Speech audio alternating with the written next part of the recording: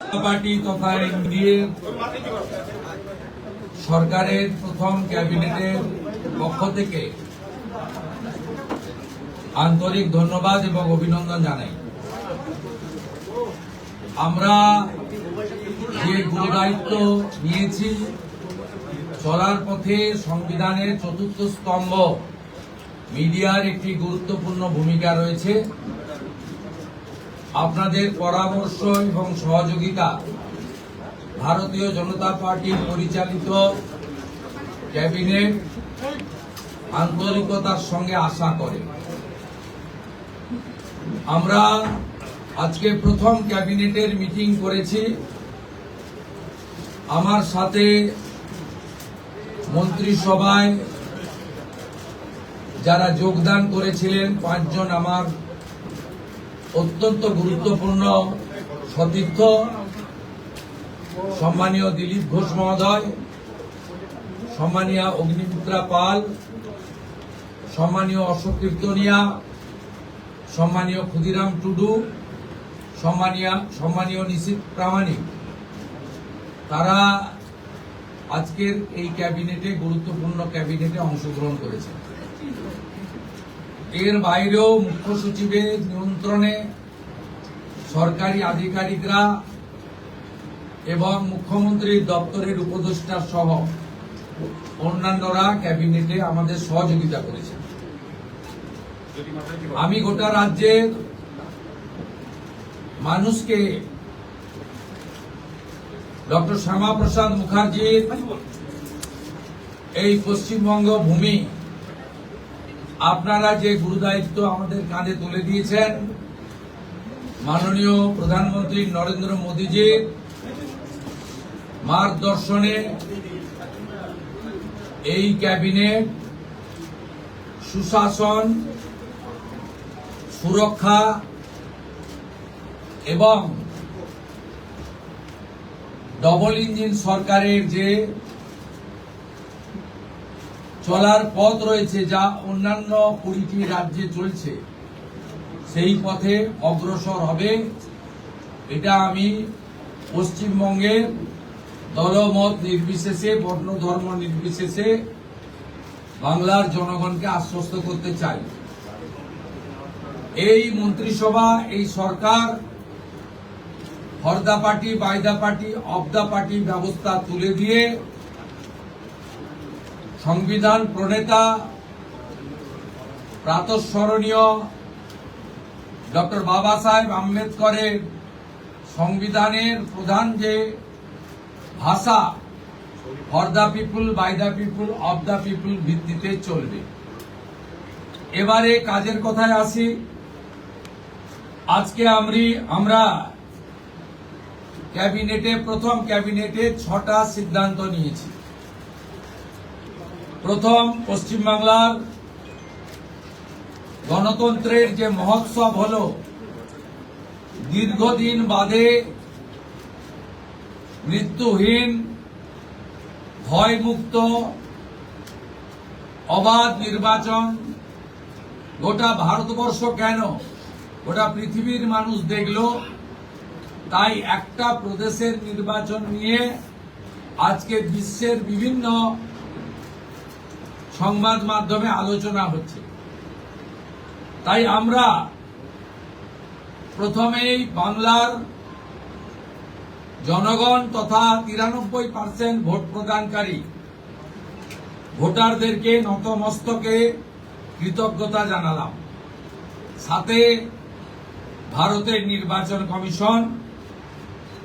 নির্বাচন কমিশনের নিয়ন্ত্রণাধীন ভোট কর্মী, গণনা কর্মী, বাইরের রাজ্য থেকে আসা অবজারভার, কেন্দ্রীয় সুরক্ষা বল, রাজ্য পুলিশ, কলকাতা পুলিশ, সংবাদ মাধ্যম, নির্বাচনে প্রতিদ্বন্দ্বী রাজনৈতিক দল, প্রার্থী, প্রত্যক্ষ পরোক্ষভাবে এই এত বড় কর্মযজ্ঞে অংশগ্রহণকারী প্রত্যেকের প্রতি এই ক্যাবিনেট কৃতজ্ঞতা জ্ঞাপন করে।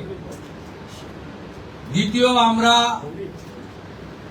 যাদের আত্মবলিদানের মধ্য দিয়ে বিজেপি সরকার প্রতিষ্ঠা হয়েছে, সেই ভারতীয় জনতা পার্টির অকালে ঝরে যাওয়া 321 জন যারা আত্মবলিদান করেছেন তাদেরকে শ্রদ্ধার সঙ্গে স্মরণ করেছি, সমবেদনা জানিয়েছি। তাদের পরিবারের প্রতি এই সরকার দায়বদ্ধ। তারা যেমন হত্যার বিচারও আশা করেন তা আমরা দেব, সাথে সাথে এই পরিবারগুলি সামাজিক এবং অন্যান্য কল্যাণকর সমস্ত দায় দায়িত্ব আমরা এই সরকার কাঁধে তুলে নিলাম। আমাদের দেশের সুরক্ষার প্রশ্ন, পশ্চিমবঙ্গের সুরক্ষার প্রশ্ন এবং যেভাবে জনবিন্যাস বদলে গেছে, আজকে আমরা প্রথম দিনই আমরা কেন্দ্রীয় স্বরাষ্ট্র দপ্তর তথা বিএসএফ এর সীমান্ত সুরক্ষিত করার জন্য জমি ট্রান্সফার প্রক্রিয়া আমরা আজকে অনুমোদন দিলাম এবং আজ থেকেই ল্যান্ড ট্রান্সফার প্রক্রিয়া শুরু হবে। ভূমি ও রাজস্ব সচিব তাকে এবং মুখ্য সচিবকে দায়িত্ব দেওয়া হলো 45 দিনের মধ্যে বিএসএফ এর প্রয়োজনীয় জমি হস্তান্তর সম্পূর্ণ করতে হবে, যা আমাদের কেন্দ্রীয় স্বরাষ্ট্রমন্ত্রী নির্বাচনের আগেই বলেছিলেন। এই কাজটা আজকে প্রথম ক্যাবিনেটে আমরা করলাম। মাননীয় প্রধানমন্ত্রী নরেন্দ্র মোদীজি তিনি বলেছিলেন প্রথম ক্যাবিনেট মিটিংয়ে আমরা আয়ুষ্মান ভারতে যুক্ত হব। আমরা আয়ুষ্মান ভারতে যুক্ত হলাম এবং সংশ্লিষ্ট দপ্তর কেন্দ্রীয় স্বাস্থ্য দপ্তরের সঙ্গে প্রয়োজনীয় যে এগ্রিমেন্ট অন্যান্য যে বিষয়গুলি রয়েছে সেটা স্বাস্থ্য সচিব, মুখ্যমন্ত্রীর দপ্তরের উপদেষ্টা এবং মুখ্য সচিব মিলিতভাবে অতি দ্রুত সম্পন্ন করবেন। অর্থাৎ আজ থেকে মাননীয় প্রধানমন্ত্রীর ঘোষিত পশ্চিমবাংলার মানুষের প্রতি যে কমিটমেন্ট আজকে ভারতীয় জনতা পার্টির ক্যাবিনেট সেটা সম্পূর্ণ করল। এর সাথে সাথে প্রধানমন্ত্রী জন আরোগ্য যোজনা, প্রধানমন্ত্রী ফসল বীমা যোজনা ক্রপ ইন্স্যুরেন্স, প্রধানমন্ত্রী স্কুলস ফর রাইজিং ইন্ডিয়া পিএমশ্রী, প্রধানমন্ত্রী বিশ্বকর্মা, বেটি বাঁচাও বেটি পড়াও, প্রধানমন্ত্রী উজালা যোজনা 3.0 এবং অন্যান্য কেন্দ্রীয় স্কিম বা সেন্ট্রাল গভর্নমেন্ট স্পন্সর্ড স্কিম আমরা যুক্ত হওয়ার সিদ্ধান্ত নিলাম। বিশ্বকর্মা যোজনায় আমাদের যারা বিশ্বকর্মা আছেন, হাতের কাজ করেন, আমাদের কামার কুমোর থেকে কুম্ভকার, স্বর্ণকার থেকে মালাকার থেকে তাঁতি থেকে নাপিত থেকে সবাই যারা 8,65,000 আবেদন করে রেখেছিলেন, আগের সরকার যাদের আবেদন জেলা শাসকদেরকে দিয়ে কেন্দ্রের এমএসএমই দপ্তরে পাঠাতে দেননি, আমরা দ্রুত ওই 8,65,000 পিটিশনকে পাঠানোর ব্যবস্থা নিলাম। আপনারা জানেন পশ্চিমবঙ্গে 11 কোটি মা বোন দিদি উজালা 1-2 বেনিফিটেড হচ্ছেন ভারতবর্ষে। পশ্চিমবঙ্গে 11 কোটির মধ্যে 1,29,00,000 পান, সবচেয়ে হাইয়েস্ট। 400 টাকা কম মূল্যে তারা গ্যাস ক্রয় করেন। প্রধানমন্ত্রী আরো 75 লক্ষ দেশে চালু করেছিলেন এবং বাংলার জন্য কোটা ছিল 15 লক্ষ। গ্রাহক বিতরণ কেন্দ্রে হাজার হাজার দরখাস্ত পড়ে থাকা সত্ত্বেও শুধু রাজনৈতিক কারণে এই পিটিশনগুলো ডিএমরা সংশ্লিষ্ট দপ্তরে কেন্দ্রীয় সরকারের কাছে পাঠায়নি। তাই আমাদের মা বোন দিদিরা বঞ্চিত হচ্ছিলেন। আমরা গ্রাহক বিতরণ কেন্দ্রে পড়ে থাকা সমস্ত পিটিশন অতি দ্রুততার সঙ্গে জেলা শাসকদের সংশ্লিষ্ট কেন্দ্রীয় পেট্রোলিয়াম ডিপার্টমেন্টে পাঠিয়ে দেওয়ার নির্দেশ দিলাম। এর ফলে উজালা যোজনা 3 তাতে পশ্চিমবঙ্গের আরো কয়েক লক্ষ মা বোন দিদি যুক্ত হওয়ার সুযোগ পেলেন। আমাদের পঞ্চম সিদ্ধান্ত, এতদিন পর্যন্ত পশ্চিমবঙ্গে national cadre is IPS, Paschimbanga cadre WBCS WBPS এদের কোন কেন্দ্রীয় সরকারের ট্রেনিং এ কেউ যুক্ত হতেন না। এটা মুখ্যমন্ত্রীর অলিখিত নির্দেশ ছিল। আগের মুখ্যমন্ত্রী, বিদায়ী মুখ্যমন্ত্রী, প্রাক্তন মুখ্যমন্ত্রী। আমরা আজকে এই বিষয়ে চিফ সেক্রেটারিকে অন্য রাজ্যের যে নিয়ম আছে সেই নিয়ম ফলো করার জন্য আমরা তাকে এম্পাওয়ার করলাম, দায়িত্ব দিলাম। সাথে সাথে শুনলে অবাক হয়ে যাবেন, বিএনএস ভারতীয় ন্যায় সংহিতা, যা মাননীয় প্রধানমন্ত্রী নরেন্দ্র মোদীজির নেতৃত্বে কেন্দ্রীয় স্বরাষ্ট্রমন্ত্রী মাননীয় অমিত শাহজি পার্লামেন্টে দুটো কক্ষে অনেক আগে অনুমোদন করেছেন, রাষ্ট্রপতি মহোদয়ের সই হয়েছে, রুল হয়ে গেছে। আমরা আশ্চর্য হয়ে গেছি যে এখানে বিএনএস কার্যকর করা হয়নি, অর্থাৎ অত্যন্ত অবৈধভাবে সংবিধানকে বৃদ্ধাঙ্গুষ্ঠ দেখিয়ে আগের সিআরপিসি আইপিসি চলছিল। আজ থেকে বিএনএস এ যুক্ত হলো পশ্চিমবঙ্গ সংবিধান মেনে। আগের সিআরপিসি আইপিসি এই আইন আর থাকলো না। ভারতীয় ন্যায় সংহিতাতে আমাদের আজ থেকে কাজ শুরু হলো। এরও ছাড়পত্র ক্যাবিনেটের প্রথম দিলেন।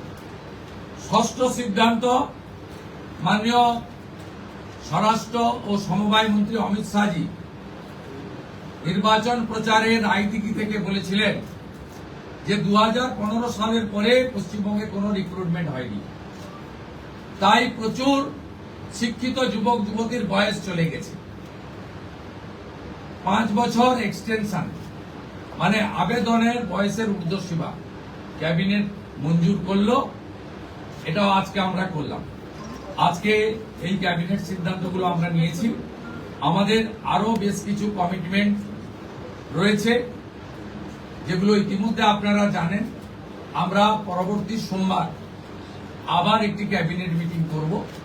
সেক্ষেত্রে আমাদের আরো আমাদের আরজিকর সহ নারী নির্যাতনের বিষয়ে, প্রাতিষ্ঠানিক দুর্নীতির বিষয়ে, পে কমিশনের বিষয়ে, এরিয়া ডি এর বিষয়ে, এই যে বিষয়গুলি আছে আমরা পরবর্তী ক্যাবিনেটে সেগুলো করব। কারণ আমরা আমাদের যে অফিসিয়াল কাজকর্ম দেখে আমাদের খুব বেশি সময় আমরা পাইনি।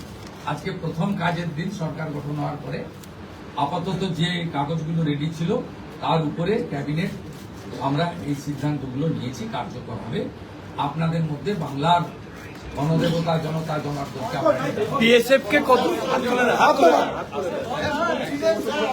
আমাদের ক্যাবিনেটে মাননীয় মুখ্যমন্ত্রী প্রয়োজন হলে নিশ্চয়ই সাংবাদিকদের সঙ্গে কথাবার্তা বলবে, প্রশ্ন উত্তরেও অংশগ্রহণ করবে, কিন্তু সেটা প্রয়োজন ভিত্তিক। ক্যাবিনেট ব্রিফিং নেক্সট ক্যাবিনেট থেকে মাননীয় সিনিয়র মিনিস্টার দিলীপ ঘোষ এবং মাননীয় সেকেন্ড টাইম এমএলএ তথা মন্ত্রী অগ্নিমিত্রা পাল মহোদয় ব্রিফ করবেন। পরের সপ্তাহ থেকে দুজন মিলে করবে, একই পয়েন্টে করবেন, নিজেরা করে আমি জনস্বার্থে একটি গুরুত্বপূর্ণ তথ্য দেব যে কিভাবে পশ্চিমবঙ্গে যে সরকারকে মানুষ রিজেক্ট করেছে, ক্ষতি করে দিয়ে গেছে, অনেক কিছু পাবেন পরপর। 16ই জুন 2025 ভারত সরকারের পক্ষ থেকে জনগণনার জন্য office of registrar general of India, ministry of home affairs তারা পাঠিয়েছিলেন। জুন মাসে 2025, আজকে প্রায় 1 বছর হতে যায়, 11 মাস অতিক্রান্ত। পশ্চিমবঙ্গ সরকার এই ফাইল ফেলে রেখেছিল, এবং এগুলো এক্ষুনি পাবলিক ডোমেনে আনার বিষয় নয়, কিন্তু যে তথ্য আমাদের এই হাতে আছে, যে লিখিত তথ্য আছে, তাতে এরা শুধুমাত্র পশ্চিমবাংলার সঙ্গে বিশ্বাসঘাতকতা করেনি, দেশের সঙ্গে, দেশের সংবিধানের সঙ্গে বিশ্বাসঘাতকতা করেছে। এবং এদের মূল লক্ষ্যই ছিল এই জনগণনা আটকে দিয়ে মহিলা সংরক্ষণ যাতে ভারত সরকার করতে না পারে, মহিলারা যাতে বিধায়ক সাংসদ না হতে পারে, সেজন্যই এসব করে গেছে।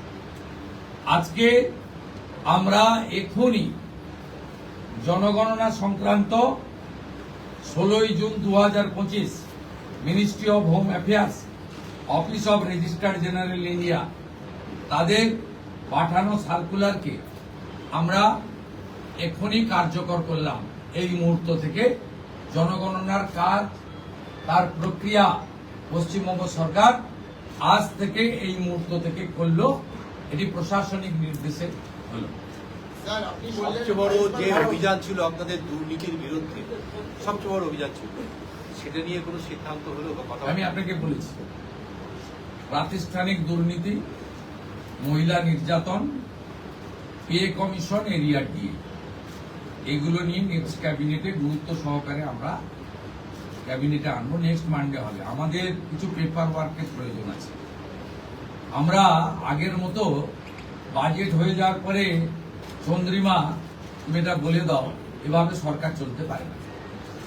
সরকার চলে তথ্যের উপরে, সরকার চলে নিয়মের উপরে, এবং সরকারি সিদ্ধান্ত হয় সংবিধানের কতগুলো বিষয়ের উপরে। তাই এই গভর্নমেন্ট আমিত্বে বিশ্বাস করে না, আমরা নীতিতে চলবে, এবং রুলস, অ্যাক্টস, সংবিধান, একে প্রায়োরিটি দিয়েই আমরা কাজ করব।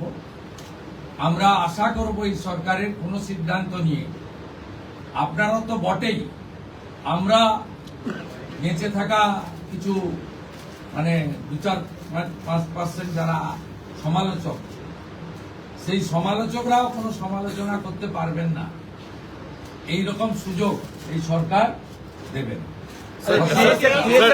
এই জন্যই মাননীয় প্রধানমন্ত্রী বলেছেন, বিজেপি পশ্চিমবঙ্গ বলেছে, ভয় আউট, ব্যবসা ইন।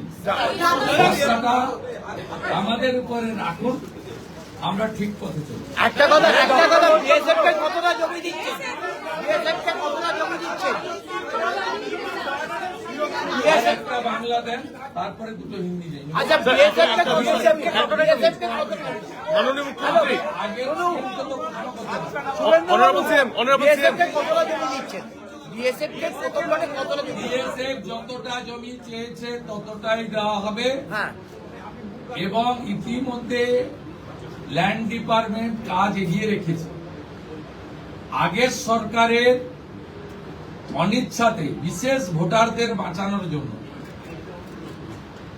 অভারতীয় অবৈধ অনুপ্রবেশকারীদের বাঁচানোর জন্য তারা ভূমি দপ্তরকে কাজ করতে দেয়নি, এবং মহামান্য কলকাতা হাইকোর্টের নির্দেশও অমান্য করা হয়েছে, যেটা কোনো সরকার করতে পারে না।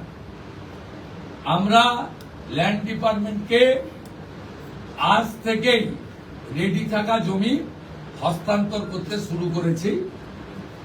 আমার কাছে যেটুকু আমি এলওপি হিসেবে খবর রেখেছিলাম, 90% জমি আপনার land department government of West Bengal transfer করতে পারে। এক্সাক্ট সংখ্যাটা মুখ্যমন্ত্রীকে অনেক কিছু ভেবে বলতে হয়, যেটা বলতে হয় তার অথেন্টিকিটি যেন থাকে, তার যেন পূর্ণ সত্যতা ইত্যাদি থাকে, এটা করেই বলতে হয়। তাই এইভাবে আগের সরকারের মতো আলপটকা প্রশ্ন উত্তরে বর্তমান মুখ্যমন্ত্রী বা তার ক্যাবিনেট যাবে। স্যার একটা কথা, স্যার একটা প্রশ্ন, কেন্দ্রীয় প্রকল্প, মাননীয় মুখ্যমন্ত্রী, सवाल उठाए थे, आप जब विरोधी में तब उठाए थे, आप सत्ता में आप आ गए, आपका सिंगल डायरेक्टिव क्या होगा एडमिनिस्ट्रेटिव हेड्स के लिए ताकि रेस्टोर हो पाए राज्य का लॉ एंड ऑर्डर? और बीएसएफ वाला भी अब जो दे रहे हैं वो अगर हिंदी में थोड़ा बता दें। देखिए, हमारी सीमांत सुरक्षा देश की सुरक्षा के साथ जुड़ा हुआ है। ये भारतीय जनता पार्टी का चुनाव में बहुत बड़ा कमिटमेंट था। देश हित में बंगाल का हित में, इसलिए आज पहले कैबिनेट में हम लोग बीएसएफ को लैंड ट्रांसफर करने का डिसीजन ले लिया है। लैंड डिपार्टमेंट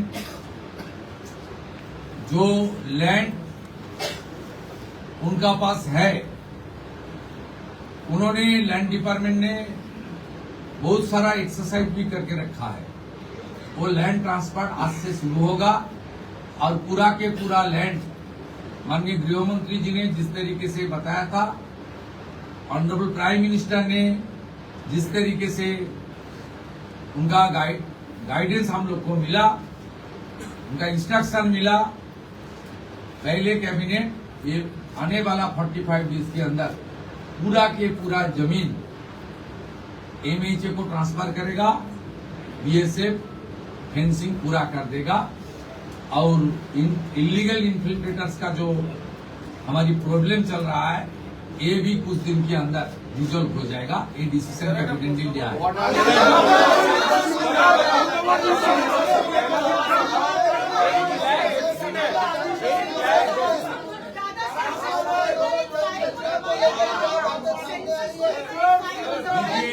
ये सरकार जो पीछे सरकार था जिनको जनता ने फुल्ली रिजेक्ट कर दिया, ये बड़ा मैंडेट बीजेपी को दिया। ये सरकार केवल तुष्टीकरण, परिवारवाद, इंस्टीट्यूशनल करप्शन, महिला के ऊपर अत्याचार, गवर्नेंस को खत्म नहीं किया, देश की कॉन्स्टिट्यूशन को भी चैलेंज कर दिया। 16 जून 2025 ministry of home affairs, office of registered general India notification किया था। आज तक 1 साल होने वाला है। ऑनरेबल होम सेक्रेटरी का खत है, इसके ऊपर बहुत सारा ऑफिसर का नोट है जो हमारी गवर्नमेंट का सीक्रेट पेपर्स है। ये लोग सेंसस को रोक के रखा था। ये सेंसस रोक के रखने के लिए इसका एक ही प्लानिंग एक्ट था। खास करके जो हमारी माँ, दीदी, बहन, उनको प्रधानमंत्री जी ने रिजर्वेशन देने के लिए, डिलिमिटेशन करने के लिए जो कोशिश कर रहा है उनको रोकना, ये बहुत हम लोग इसको फैक्ट फाइंडिंग कमेटी भी करूंगा, इसलिए कौन इसके साथ जिम्मेदार है वो तो आने वाला। लेकिन आज एडमिनिस्ट्रेटिव ऑर्डर कर दिया हम लोग, आज से ही सेंसस का काम शुरू हो जाएगा। 11 महीने के बाद ये इम्प्लीमेंट हो रहा है, इसलिए आपको सामने मैं इसका खुलासा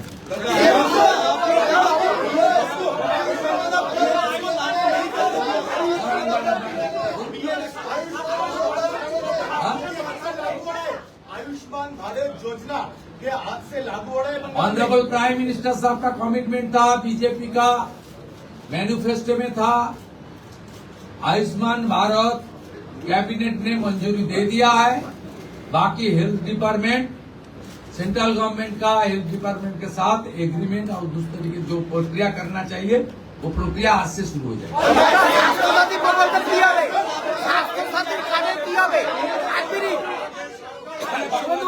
শুভেন্দু বাবু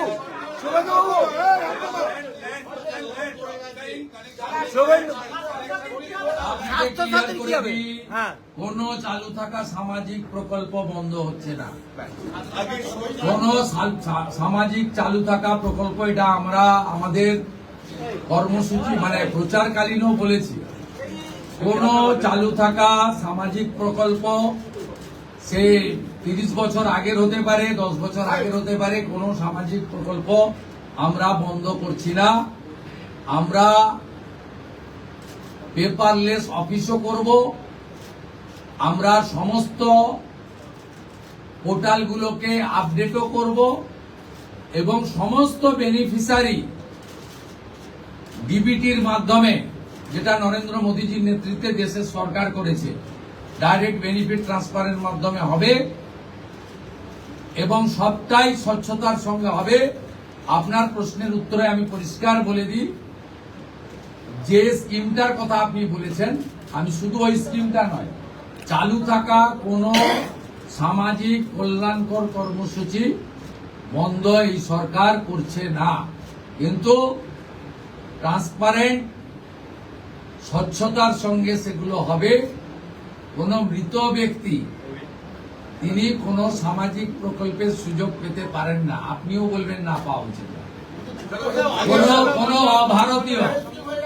কোনো অভারতীয় তিনি ভারতের কোনো প্রদেশ বা জাতীয় সরকারের কোনো বেনিফিট তার পাওয়া উচিত নয়।